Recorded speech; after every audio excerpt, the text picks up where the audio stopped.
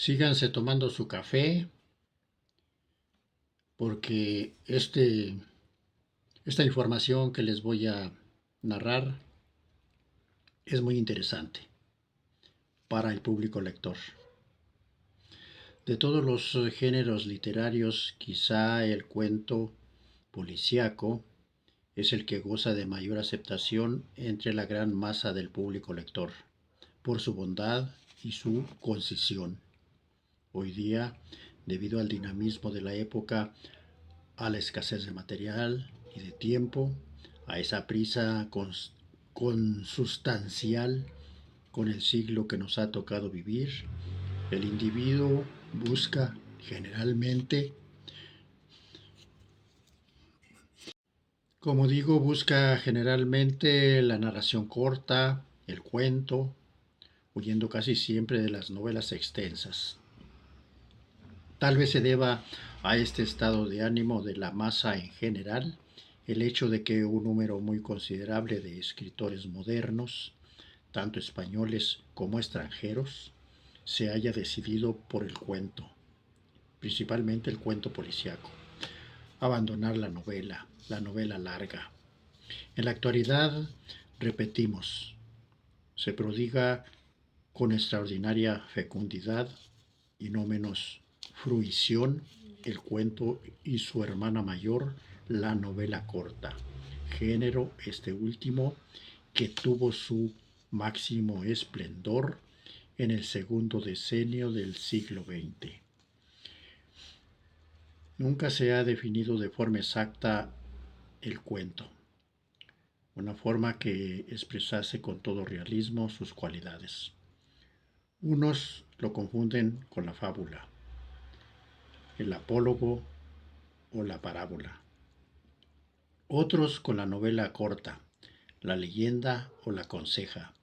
En realidad el cuento es una narración sencilla y breve, cómica, a veces dramática en ocasiones, pero siempre de encanto expresivo, deleita y subyuga.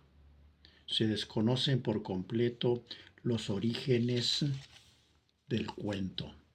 Los más antiguos, según se desprende de ciertas investigaciones, fueron los cuentos egipcios que datan de los siglos XIII, XIV o antes de la era cristiana.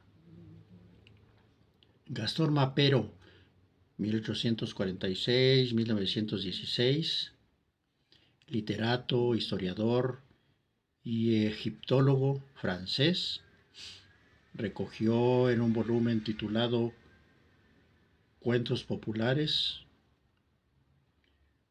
publicado en París en el año de 1883, todos los cuentos egipcios antiguos, conocidos hasta hoy.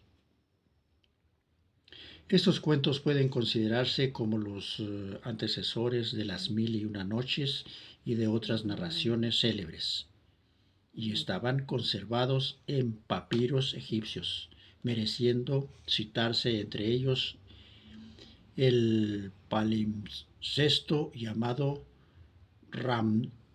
Ramsinito, no sé si lo pronuncié bien, pero por ahí va, que Herodoto trasladó íntegro en sus 9 libros de la historia.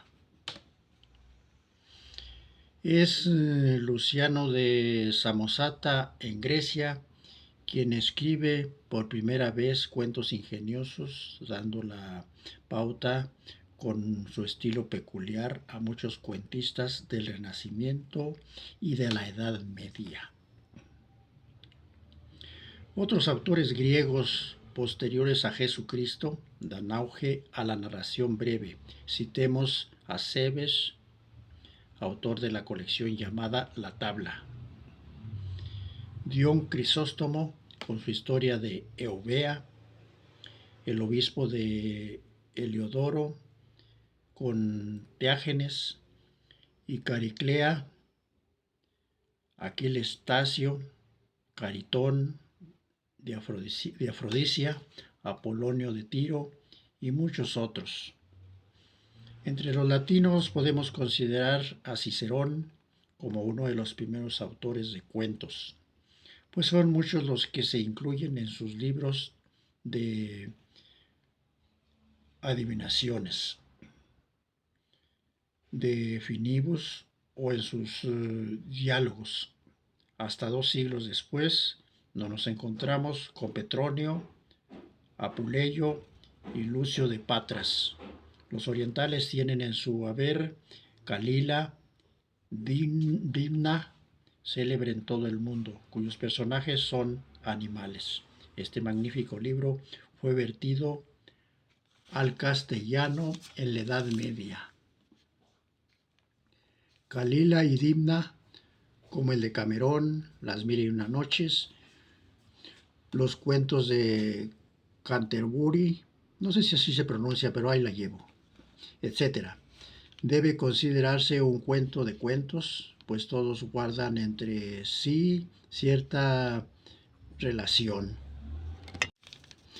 Casi toda la Edad Media está influida por Calila y Dina, Cenebar, Varlam y Josafat, 3 muestras potentes de la narrativa. Pedro Alfonso, judío español converso de Huesca, compuso la disciplina de Clericali, formada de 30 cuentos morales, picantes y festivos. Cervantes, Boccaccio y Molière se aprovecharon de muchos elementos de este libro para sus composiciones, sobre todo el segundo. El infante don Juan Manuel nos dejó el libro Petronio o Conde Lucanor, compuesto de fábulas esópicas y orientales, parábolas y cuentos maravillosos y fantásticos, todos de profunda intención satírica. También en el libro del Buen Amor de Arcipreste de Ita figura el cuento, aunque quizás se acerque más a la novela picaresca. En Italia, Boccaccio nos brinda su Decamerón al principio del Renacimiento, siendo profusamente imitado en todos los países. En Francia, la reina Margarita de Navarra nos regala con su Heptamerón, que sigue las huellas de Boccaccio.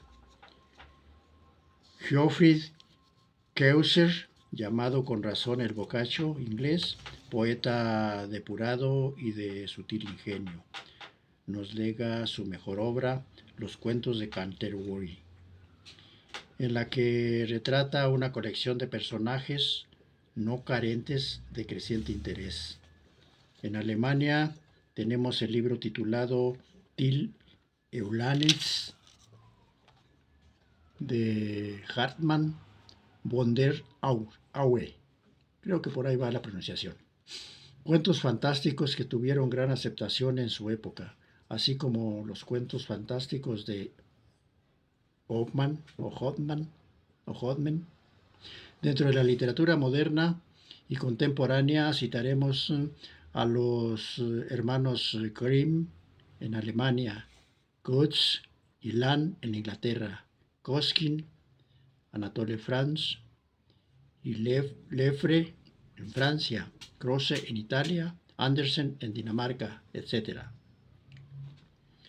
España fue más privilegiado de cuentistas: Fernán Caballero, Alarcón, Bécquer, Pereda, Eusebio Blasco, Condesa de Pardo Bazán, Taboada, Sosulla, Blasco Ibáñez, Valle Inclán y muchísimos otros, cuya enumeración sería agotadora.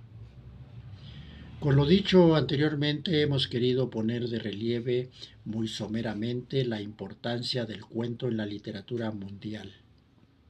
Por eso no es de extrañar que en la segunda mitad del siglo XX se continúe prodigando con tanto entusiasmo e interés como antiguamente. Como era de esperar y dado los gastos imperantes, el cuento derivó hacia lo policíaco, tuvo gran aceptación hasta el punto de que hoy día La totalidad de los escritores llamados policíacos o detectivescos dedican gran parte de su tiempo al cuento policíaco, de misterio y de suspense. En la actualidad existen multitud de publicaciones periódicas que se dedican a recoger semanal o quincenalmente selecciones de cuentos policíacos. Estas publicaciones periódicas gozan de gran aceptación, así que abusados busquen buen entretenimiento en esta literatura. Algo se aprende siempre.